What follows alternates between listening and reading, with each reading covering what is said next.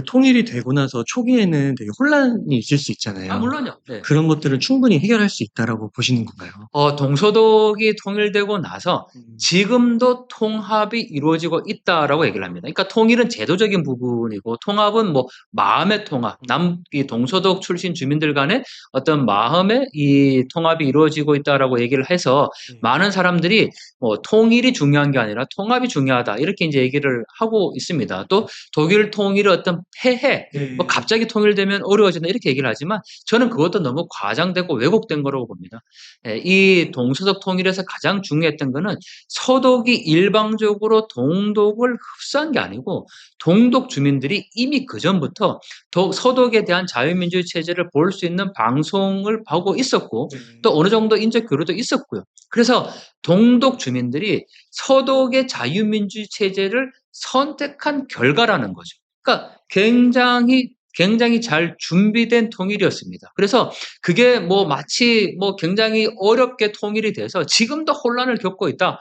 뭐 이 동서독 통일, 독일 통일의 뭐 흑역사 이렇게 평가하는데 저는 그렇게 보지 않고 오히려 독일 통일이 지금 잘 이루어졌고 그 과정들이 지금 진행되고 있다라고 보기 때문에 남북한도 충분히 그런 어떤 제도적인 통일 이후에 통합의 과정들을 잘 만들어 갈 것이다. 저는 그렇게 확신합니다. 아, 네. 네.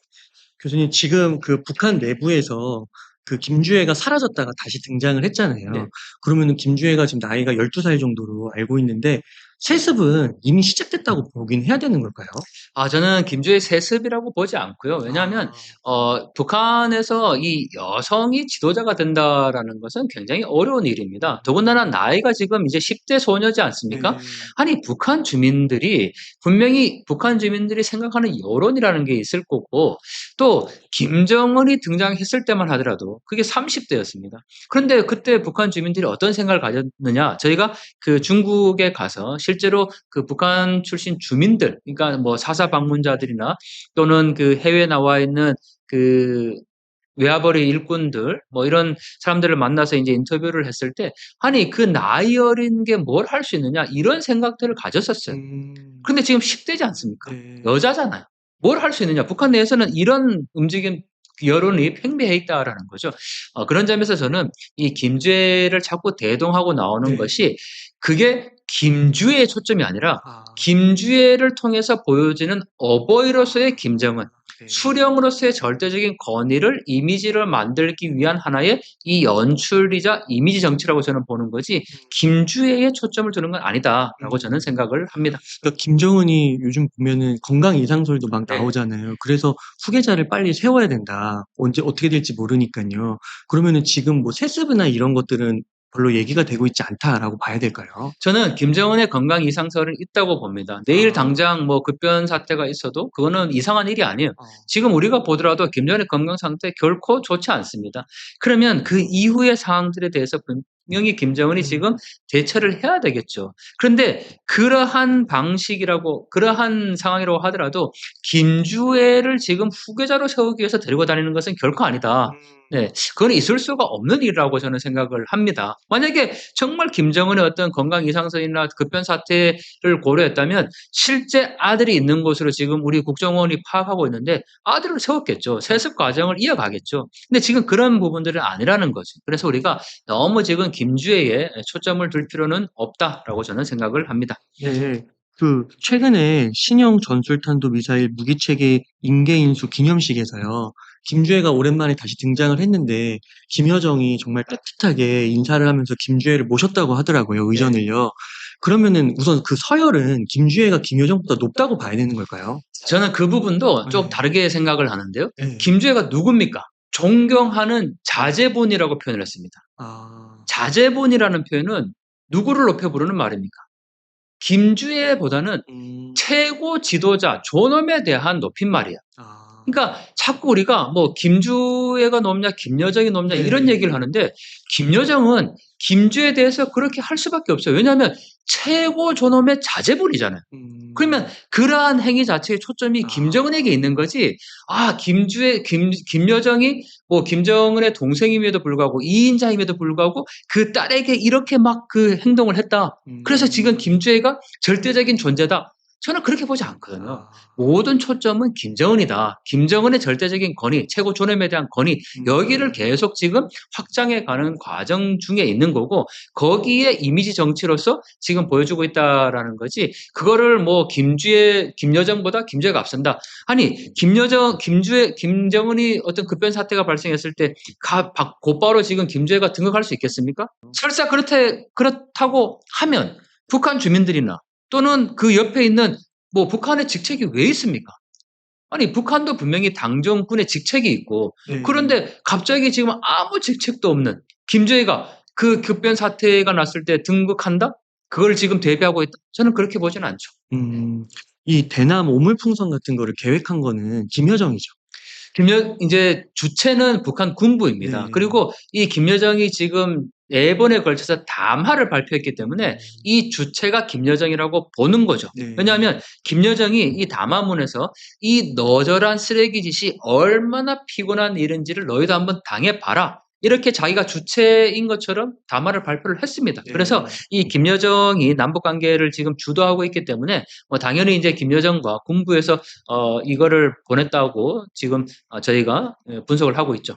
그러면 김여정 같은 경우는 그래도 좀 뭐 군부의 지지나 만약에 급변 사태가 터졌을 때 정말로 가능성이 김주애보다는 김여정이 좀 높다고 이렇게도 볼 수 있을까요? 자, 김여정은 지금 공식적으로 직함을 갖고 있습니다. 이 대남 관계를 담당하고 있거든요. 그러면 북한 내에서 지금 이 오물풍선을 보내고 있고, 북한의 오물풍선을 보내는 이유가 뭡니까? 명분을 제시하고 있는 게 남한에서 탈북민들이 풍선을 보내기 때문에 거기에 대응해서 우리가 지금 오물풍선을 보낸다. 이건 대남 관계거든요. 네. 그 대남 관계를 책임지고 있기 때문에 김여정이 지금 이 일을 하고 있다라는 거죠. 김여정이 예를 들면 김정은처럼 어디에 뭐 북한에서 뭐 공장이라든지 이런 거 현지지도 갔다는 얘기 들어본 적 있습니까? 아니요. 갈 수가 없죠. 왜냐하면 네. 직책이 아니니까요. 아. 네, 그러니까 대남 분야를 담당하고 있기 때문에 지금 김여정이 나오는 거지, 이거를 뭐 김정은이 지금 대체하는 2인자다 이렇게 보는 것은 북한의 어떤 이 제도 자체, 직책을 우리가 잘못 이해하고 있기 때문에 나타나는 결과인 거죠. 그러니까 어떤 사태가 터져도 지금 뭐 김여정이냐 김주애냐 이렇게 막 딱 구체적으로 찝어서 생각할 게 아니라 그 체계도 내에서 이렇게 그런 어떻게 보면은 뭐 프로토콜 같은 게 있는 거라고 봐야 되고. 자, 그래서 네. 저는 이 북한의 상황 변화가 곧 온다. 네. 결코 얼마 남지 않았다. 저는 김정은이 만약에 급사한다. 그러면 체계적인 정권의 이양을 할 수 없다고 생각을 합니다. 아. 왜냐하면 김정은이라는 존재는요, 네. 북한에서 얘기하는 수령이라는 절대적인 존재입니다. 네. 그것은 김일성, 김정일, 김정은으로 이어지는 3대 세습으로 이어져 온 거지, 네. 어떤 특정한 지도자가 이거를 3대에 걸쳐서 지금 온 게 아니라는 말이죠. 네. 그러면 4대 세습이라는 거는 결국은 김일성, 김정일, 김정은 이후에 또 다른 아들이거나 뭐 그렇게 이제 당연히 세습을 북한 주민들의 어떤 반감을 제시하지 못하는 걸로 가야 되는데, 네. 지금 김주애가 이게 백두혈통이라는 점은 있지만 이게 여성이잖아요. 네. 그리고 아직까지 기반이 없어요. 그러면 김정은 이후에 지금 김주애가 바로 등극을 했다? 이거는 그야말로 북한 내에서 굉장히 큰 혼란을 야기할 네. 수밖에 없습니다. 이게 정상적으로 이게 세습이 될 수가 없어요. 지금부터 준비한다고 하더라도 잘 안 될 겁니다.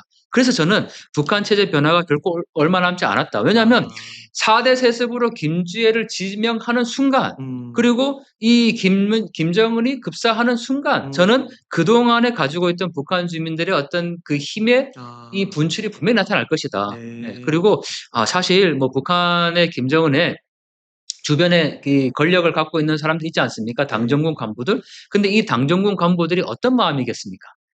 정말 우리가 지난번에 한번 다뤘듯이 조금만 잘못해도 처형이 될 수 있는, 목숨이 부지불식간에 경각에 달려있는 그런 사람들입니다. 네. 그런데 그런 사람들이 갑자기 김주애를 등극시킨다고 해서 그냥 뭐 또 김주애를 따라간다? 저는 그렇게 보지 않고, 분명히 어떤 군사 쿠데타나 아니면은 뭐 군부의 저항이라든지 또는 뭐 당정의 어떤 저항이라든지, 더 나아가서 북한 주민들의 저항이 반드시 있을 수밖에 없다. 그래서 저희가 자꾸 지금을 준비해야 될 때가 왜 중요하냐면요, 네. 북한에 이러한 사태가 나게 되면 가장 중요한 주체, 동력은 북한 주민들입니다. 네. 북한 주민들이 정말 자신들이 이 외부 정보를 그동안 꾸준히 접하고 외부에 대한 사항들을 알고 남한의 자유민주주의와 인권에 대한 개념을 안다면 음. 북한 체제를 수습할 수 있는 하나의 중요한 동력으로 작동할 수가 있다라는 겁니다. 네. 그런데 지금 그걸 우리가 어떤 힘을 키우지 못하고 이러한 북한의 어떤 사태가 발생하게 되면 그거는 굉장히 혼란스러울 거고, 가장 우리가 우려하는 게 뭡니까? 북한 내에서 어떤 군사적인 충돌이나 이런 게 발생했을 때 중국의 개입을 가장 우려하잖아요. 네. 예.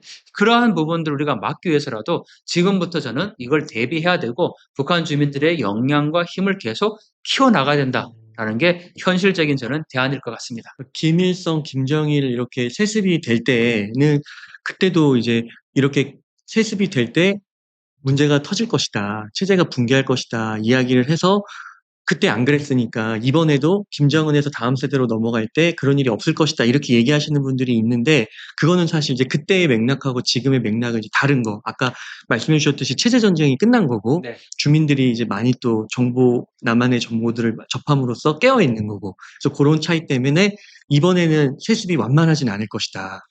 정확히 정리를 해주셨는데 네. 김일성으로부터 김정일로 이어지는 과정에는 후계자 수업이라는 과정들이 있었습니다. 아, 어느 순간 김정일이 정권을 물려받은 게 아니에요. 네. 네, 이미 공식적인 직함을 갖고 김정일과 김일성이 공식적으로 활동을 같이 했었죠. 맞아요. 네, 네. 그리고 김정일로부터 김정은으로 이어지는 과정에서도 조금 짧은 기간이긴 하지만 후계자 수업 과정이 있었습니다. 아, 그러니까 김정일과 김정은이 같이 찍은 사진이나 현지들을 간 모습들의 여러 장면들이 보이잖아요. 그래서 그때 김정은으로 지명을 해도 그렇게 이상한 일은 아니었던 거예요. 네. 예. 하지만 지금 김정은이 김주애를 데리고 다니고 현지들 갔다고 해서 김주애에게 이걸 권력을 이양한다. 가능하겠습니까? 아, 불가능할 것 같습니다. 그래서 저는 과거에도 권력 이양기의 세습 과정에서 뭐 북한이 붕괴된다고 주장했는데 지금도 또 그런 주장을 한다? 저는 전혀 다른 맥락이라고 다른 봅니다. 맥락이다. 네. 아, 그렇군요.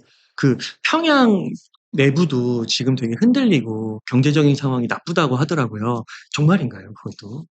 무엇보다 이 북한의 경제가 어렵다. 네. 뭐 이런 거를 우리가 확인할 수 있는 방법이 사실 없지 않습니까? 제가 북중 국경에 가서 네. 뭐 영상이나 이제 사진을 망원 연주를 촬영해서 북한 주민들이 살아가고 있는 모습들을 이제 세상에 공개를 했습니다. 네.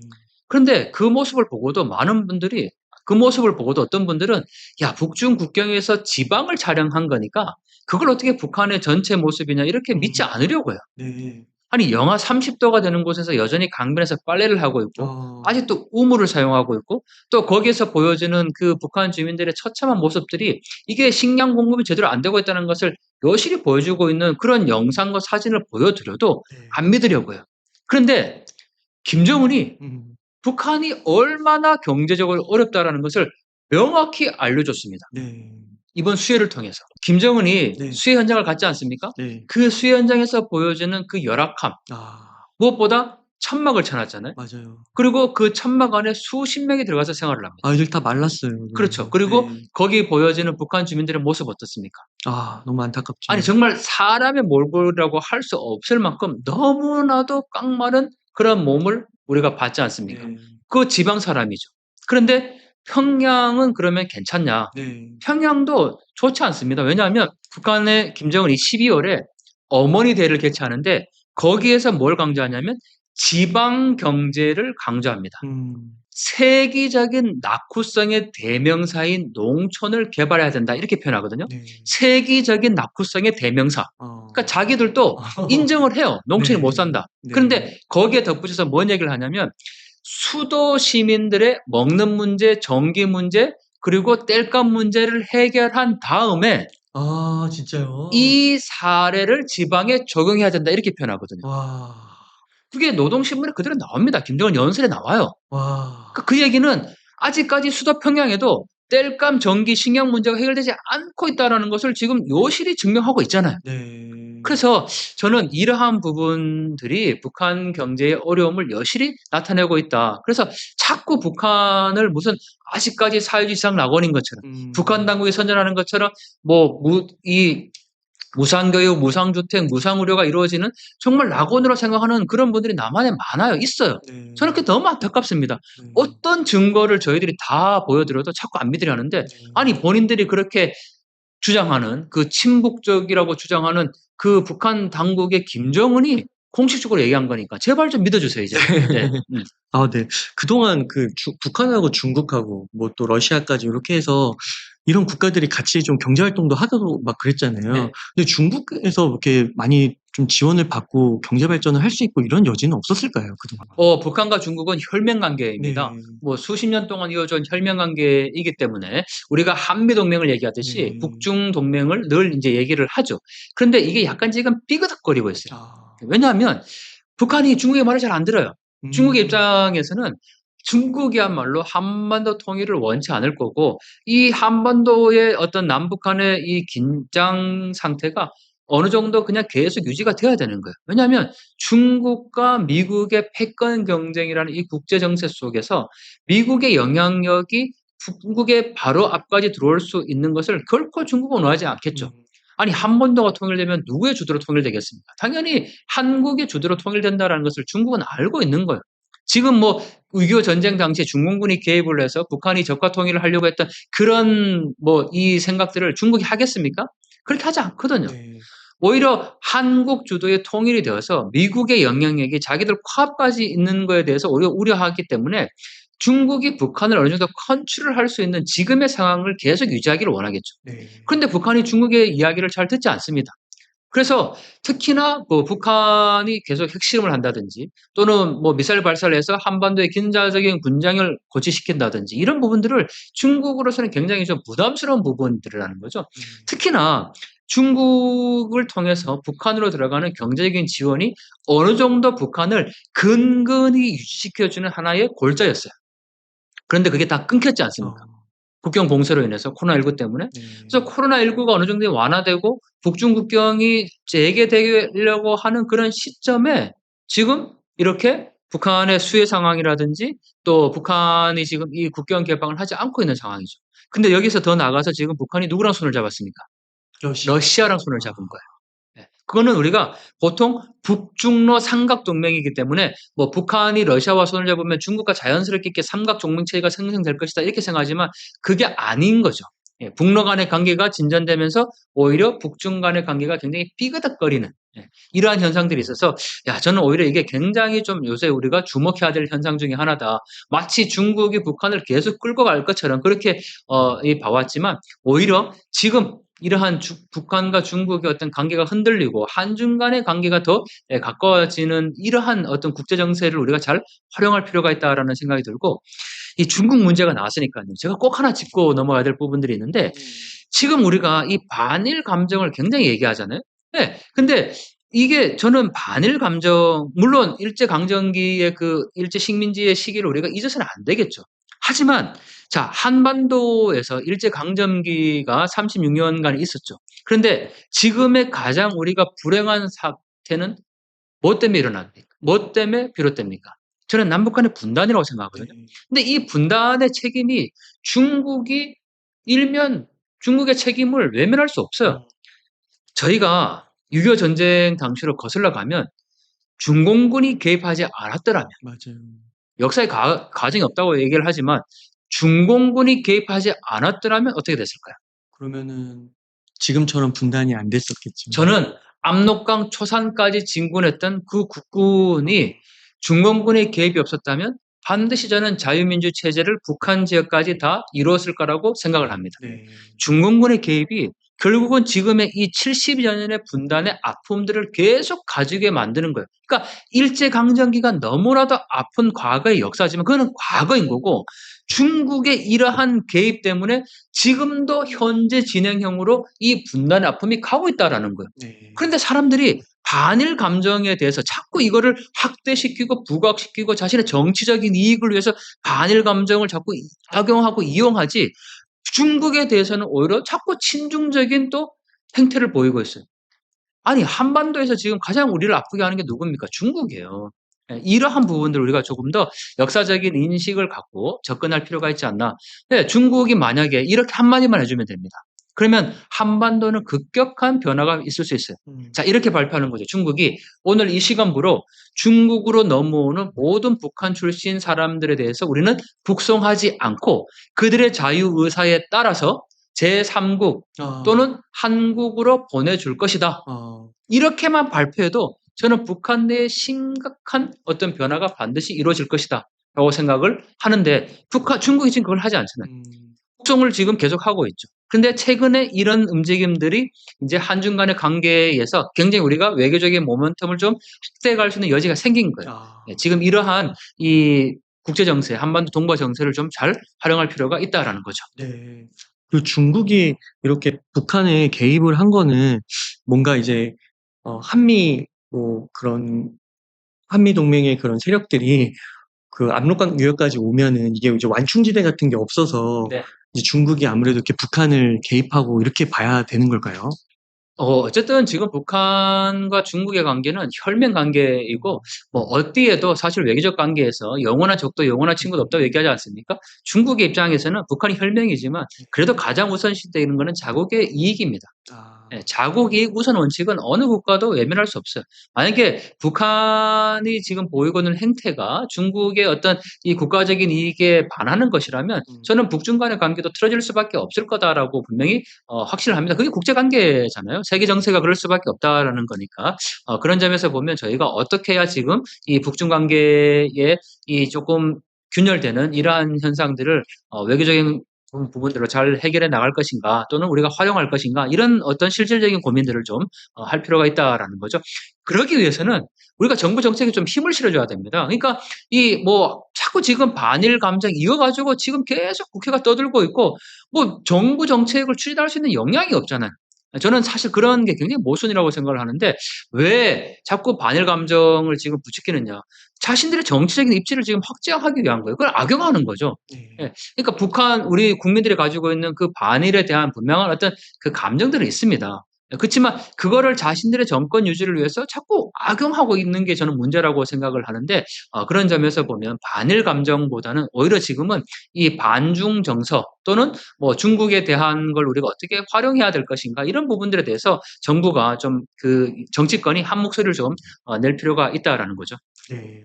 그러니까 제가 그 예전에 그 리콴유인가요? 리콴유 그 분의 싱가포르 그 총리 그분 네. 말씀 들어보니까 그 중국 지도자들이 북한 지도자들을 이렇게 상하이나 뭐 선진이나 이런 데 데리고 가서 경제 시찰. 네, 그거 네네네. 보면서 그러니까 권력은 너네가 가지고 있으면서도 이만큼 잘 살 수 있다 이런 방법들을 알려줬다고 그러더라고요. 네네네. 그래서 그걸 가서 적용해라 이렇게까지 몇 번 얘기했다고 하는데 네네네.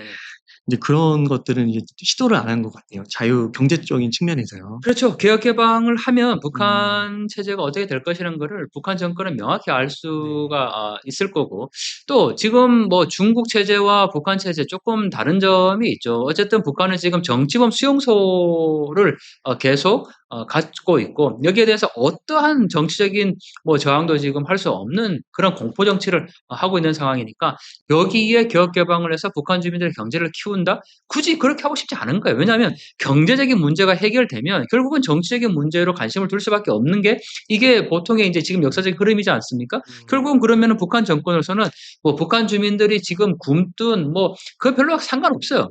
그렇게 생각하지 않는 거예요. 어느 정도 그냥 근근히 유지해 가면서 자신의 정권을 이끄는 게 가장 뭐 중요한 목적인 거지 개혁 개방해서 뭐 인민들을 잘 살게 한다? 그게 북한 정권의 이 목적이 아니라는 거죠. 네. 교수님 그 몇 가지만 끝으로 질문 좀 드릴게 최근 북한에서 김일성 비석에 먹물을 뿌린 사건이 발생을 했습니다. 그래서 이걸 주도한 세력이 뭐 평양 비밀 자유민주정부 또는 새조선이라는 혁명단체라는 보도가 나왔는데 이런 건 진짜 실존하는 건가요? 이걸 두고 이제 여러 분야에서 뭐 진위 여부에 대한 논쟁이 있습니다. 사실 어떤 것도 저희가 이제 확인하기 어렵다라는 게 굉장히 뭐 저희의 그 북한을 연구하는 입장에서 어려움 중에 하나인데 그럼에도 저는 그것을 거짓이다, 조작이다 이렇게 보지 않는 이유가 이 조작이라고 보는 분 중에 한 분은 이런 주장을 하더라고요. 이게 이제 김일성 비석이 뭐 굉장히 이제 그 작고 또 이렇게 외곽에는 없다. 뭐 그런 이제 주장을 하는데 제가 북중 국경에서 촬영한 영상이나 사진들을 보면 이 김일성 혁명 사적지는 어디에나 다 있습니다. 그러니까 예를 들면 김일성, 김실가의 뭐 그 할아버지나 뭐 이런 사람들이 항일 무장 투쟁을 하면서 압록강을 건넜다. 그러면 그 자리에 비석을 세웁니다. 네. 그게 김일성 혁명 이 전적지 이 답사를 가는 이유 중에 하나고 그런 비석이 뭐 어디에도 있기 때문에 뭐 북한의 평양에만 있는 게 아니거든요. 그리고 그게 꼭 큰 규모가 아닐 수도 있습니다. 작은 비석일 수 있거든요. 그런데 그 영상에 먹물을 뿌리는 장면을 보면 제가 촬영했던 그 지방에 있었던 그 비석과 굉장히 흡사한 모양입니다. 예, 그래서 이 모양만 보고 뭐 그게 아니다 이렇게 단정하기는 어려울 것 같고 저는 어느 정도 가능성은 있다. 그리고 그 맥락을 봐야 되는데 지금 여기에서 세조에서 주장하는 게 뭡니까? 결국은 김정은 정권, 김씨 정권의 타도지 않습니까? 저는 이러한 움직임들이 북한 내부에서 일어나고 있는 것이 결코 이상한 게 아니다. 예, 그리고 뭐 북한 우리가 자꾸 이제 예전 생각에 가둬져서 야 북한에서는 뭐 말 한마디 하면 다 잡혀가고 뭐 이 반저항 세력이 존재할 수 없고 이렇게 생각을 하지 않습니까? 물론 지금 뭐 이렇게 공식적으로 저항하면 가죠. 그게 없어진 건 아닙니다. 하지만 이렇게 비밀리에 활동하고 있다는 그런 여지도 충분히 있을 수 있다라는 것을 우리가 인정하고 봐야지 뭐 예전에 생각이 사로잡혀 가지고 자꾸 뭐 북한의 어떤 변화가 전혀 이루어지지 않을 것이다라고 보는 것도 저는 하나의 오리라고 생각을 합니다. 그리고 이러한 새조선 뭐 자유정당이 생겨나고 있다. 그리고 이러한 그 움직임 자체가 진위협을 떠나서 저는 북한 정권에 굉장히 큰 압박을 주고 있다라고 보는 게 지금 이 방송이나 또 뭐 해외 나와 있는 북한 외교관들이나 또는 뭐 해외 파견 노동자들, 또 외화벌 일꾼들 다 해외 나오면은 방송을 접할 수 있지 않습니까? 이러한 소식들이 북한 내에 알려집니다. 더 나아가서 북한 내부에서도 남한의 소식을 듣고 있어요. 그러면 이러한 정당들이 생겨나고 있고 어떤 먹물을 뿌리는 그런 행위들이 그게 있었다라고 알려지게 되면 어떤 북한 주민들의 새로운 어떤 행동에 그 동기를 유발할 수 있게 되는 거니까 저는 결코 나쁘다고 생각하지 않고 이러한 것들이 많이 많이 좀 생겨났으면 좋겠다라는 바람이죠. 북한 소위 엘리트층, 고위층에서 탈북 움직임이 과거보다 활발해졌다. 뭐 네. 이런 것도 포착이 되나요? 뭐 가장 최근에는 그 리일규 이 쿠바 참사가 한국에 들어온 사례도 있고요. 또 공개되지 않았지만 북한의 이 고위급들이 국내에 지금 굉장히 많이 들어와 있습니다. 국정원이 공식적으로 이제 밝혀지는 않고 있지만 이걸 뭐 우리가 잘 알고 있는 그 국내에서 북한을 연구하는 특정한 연구소가 있는데 거기에 계시는 분들이 굉장히 많아요. 그래서 이러한 어떤 고위급의 탈북이 이어지고 있다라는 거는 체제 자체가 흔들리고 있다는 하나의 증거로 봐야 되는 거거든요. 그리고 더 나아가서 이일기 참사가 그렇게 인터뷰했지 않습니까? 여기에는 어떤 체제 가능성, 희망이 없다. 그리고 내 아이를 정말 이런 곳에서 키워서는 안 된다라는 그런 생각들을 가졌다라는 거죠.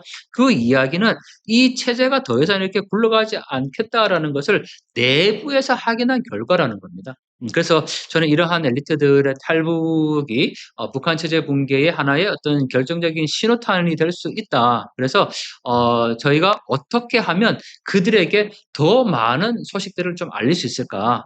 그래서 이 어떤 북한 내부의 주민들의 힘을 키우는 것, 그리고 해외에 나와 있는 또는 북한 내부에 있는 엘리트들의 이 탈북이 더욱더 확산되도록 우리가 좀 이 방법들을 찾아야 되겠다라는 생각을 합니다. 네, 교수님 오늘 정말 북한에 관련해서 조금 더 현실적이고 네. 굉장히 밀착적인 그런 정보들을 전달해 주셔서 너무 감사의 말씀 드립니다. 끝으로 저희 웅달체권 시청자분들을 위한 한 말씀 좀 부탁드리겠습니다. 네, 북한 문제에 대해서 이렇게 관심을 갖는 것이 저는 한반도 통일을 위한 굉장히 큰 힘이다라는 생각을 합니다. 굉장히 막연하죠. 북한 체제가 어떻게 될 것인가, 뭐 30년 전에도 망한다 그랬는데 지금도 또 그 얘기냐 이렇게도 생각하실 수 있지만 정말 저는 때가 가까웠다. 그리고 우리가 준비해야 될 때다라는 말씀을 꼭 드리고 싶고 여러분들의 이 작은 관심들이 한반도 통일과 더 나아가서 북한 주민들을 살릴 수 있는 굉장히 큰 힘이 된다라는 것을 꼭 말씀드리고 싶습니다. 여러분들이 북한 변화의 힘입니다. 감사합니다. 이렇게 해서 강동원 교수님을 모시고 이야기를 나눠봤습니다. 긴 시간 동안 유익한 인사이트 많이 나눠주셔서 감사의 말씀드립니다. 오늘 고생 많으셨습니다. 고맙습니다.